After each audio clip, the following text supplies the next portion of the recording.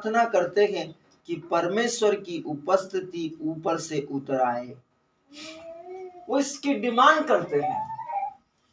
कई बार आपने गाना सुना, कई भजन भी सुने होंगे, कई गीत गाए होंगे चर्च के कि पवित्र आत्मा मेरे ऊपर आ जाओ, पवित्र आत्मा मुझे भर दो, पवित्र आत्मा मुझे मेरे अंदर आ जाओ। नहीं नहीं मेरे प्रियो, आपको समझना पड़ेगा पवित्र शास्त्र आपको क्या समझा रहा है। बाइबल कहती है कुछ लोग प्रार्थना करते हैं कि परमेश्वर की उपस्थिति ऊपर से उतर आए, जैसे पवित्र आत्मा पेंतकोस्त के दिन उतरा था। आपको समझ में आना चाहिए कि जिस दिन पवित्र आत्मा पेंतकोस्त के दिन कलीसिया पर उतरा, उस दिन से लेकर आज तक और आने वाले समय भी यीशु मसीह के आगमन तक पवित्र आत्मा ऊपर नहीं जाएगा, पिता के पास वापस नहीं जाएगा, वो यही है।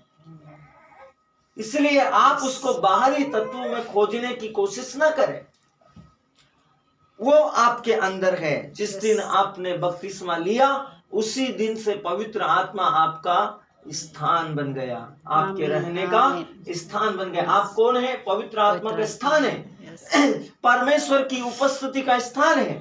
यही कारण है कि पौलुस ने कहा कि क्या तुम्हें नहीं पता कि तुम जीवित ईश्वर का मंदिर हो और ईश्वर का आत्मा तुम में रहता है। आप मत सोचो कि परमेश्वर के आप कलीसिया के अंदर, चर्च के अंदर या उस जगह पर जहां पर आप जाते हैं प्रार्थना करने के लिए इकट्ठे होते हैं, उस भवन में आप परमेश्वर को मिलेंगे और पवित्र आत्मा ऊपर से आएगी या परमेश्वर की उपस्थिति ऊपर से आएगी। नहीं, परमेश्वर सर्वशक्तिमान का वचन कहता है कि परमेश्वर की उपस्थिति ऊपर से उतर आए या हर जगह उनके साथ साथ चले। परमेश्वर की उपस्थिति हर जगह उनके साथ साथ चलने के लिए तैयार है। लेकिन पवित्र शास्त्र कहता है कुछ तो गलत है। इस बारे में सोचिए कि क्या गलत हो सकता है। क्या हमारा सोचना या तर्क करना या विचार करना या इस प्रकार की भावना को रखना कि परमेश्वर की उपस्थिति ऊपर से उतर आए और जहां जहां हम जाए परमेश्वर की उपस्थिति हमारे साथ साथ चले। बाइबल कहती है मसीहत में हम परमेश्वर की उपस्थिति में अंदर आकर बाहर नहीं जाते। जिस दिन आपने पवित्र आत्मा को ग्रहण कर लिया, आपने कलीसिया की सदस्यता, चर्च की सदस्यता ले ली, उस दिन से आप परमेश्वर के अंदर आकर फिर कभी भी हमेशा के लिए बाहर नहीं गए। आप हमेशा परमेश्वर के साथ में है, परमेश्वर के अंदर है और परमेश्वर आपके अंदर है। आपको इस रहस्य को समझना है।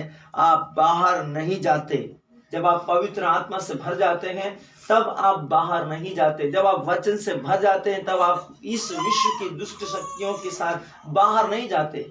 यदि आप चर्च से भी निकल गए हैं, चर्च से बाहर हो गए हैं, अपना प्रार्थना भवन से बाहर हो गए, लेकिन इसका मतलब ये नहीं कि आप परमेश्वर से बाहर हो गए और अब आपको दोबारा परमेश्वर की उपस्थिति में आने के लिए अपने आप को परमेश्वर से भरना होगा। नहीं नहीं नहीं, ये गलत विचारधाराएं हैं। बाइबल कहती है हम सर्वदा उसकी उपस्थिति में रहते हैं।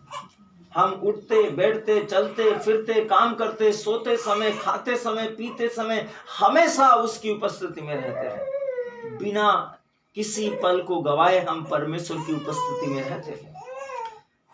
परमेश्वर की उपस्थिति परमेश्वर की उपस्थिति हमारा घर है। परमेश्वर की उपस्थिति क्या है? हमारा घर। और हमारा घर क्या है? हमारा शरीर। हमारा शरीर परमेश्वर की उपस्थिति का घर है। जब आप एक स्थान में आते हैं, यह चाहे जहां भी हो, तब आप परमेश्वर की उपस्थिति के साथ आते हैं। आप कहीं पर भी आते हो, आप कैसे आते हैं? परमेश्वर की उपस्थिति के साथ। आप अकेले नहीं आते।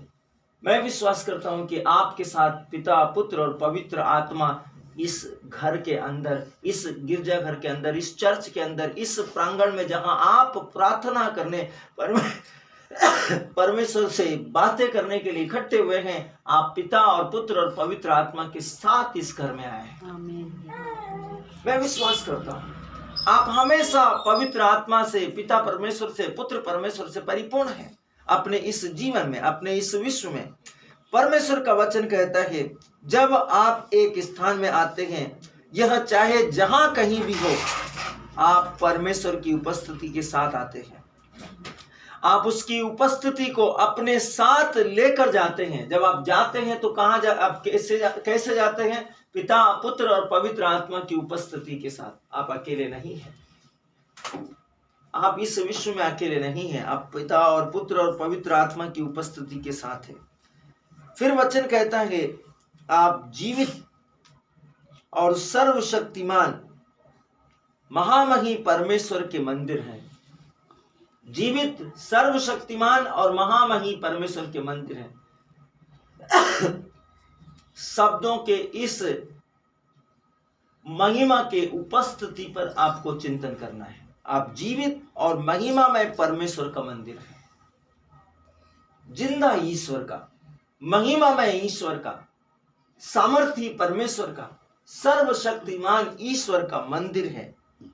जब आप नए जन्मे थे तब मसीह ने आप में अपना निवास स्थान ले लिया था। जिस दिन आपने नया जन्म पाया, जिस दिन आपने बपतिस्मा लिया, जिस दिन आपने विश्वास में आंखें खोली, उसी दिन मसीह ने, यीशु मसीह ने आपके अंदर अपना निवास स्थान बना लिया। अभी वह आपके अंदर है। आपको इसके लिए खुश होना चाहिए। आप अपने विश्वास के साथ अपने आत्मा में कि प्रभु आपके अंदर है, सर्वशक्तिमान आपके अंदर है। आपको इसके लिए अपने आप को खुश होना चाहिए। आपकी महिमा बोलने की आपकी आवाजें कम नहीं होना चाहिए। आमीन बोलने की आवाज आपकी कम नहीं होना चाहिए, वो ऊंचे होना चाहिए शब्द। क्यों? क्योंकि कोई साधारण बात नहीं। इससे पहले कोई आपको बता नहीं सकता था कि परमेश्वर कहाँ रहता है। वो आप में रहता है, वो आपके अंदर है, आपके भीतर है। इसलिए आपको ये पता नहीं है था, इसलिए बीमारी आपको डरा रही थी। आपको पता नहीं था, इसलिए दर्द आपको डरा रहा था। आपको पता नहीं था, इसलिए सताव की आत्माएं आपको भयभीत कर रही थी। लेकिन आज आपको पता है कि आप परमेश्वर का मंदिर है और परमेश्वर की उपस्थिति आपके अंदर है। आप डर, भय, बीमारी, दुष्टता, कमजोरी, सताव, वे भयभीत हो जाएंगे आपसे। आपको इन चीजों को समझना पड़ेगा। वे दुष्टता की शक्तियां अब आपके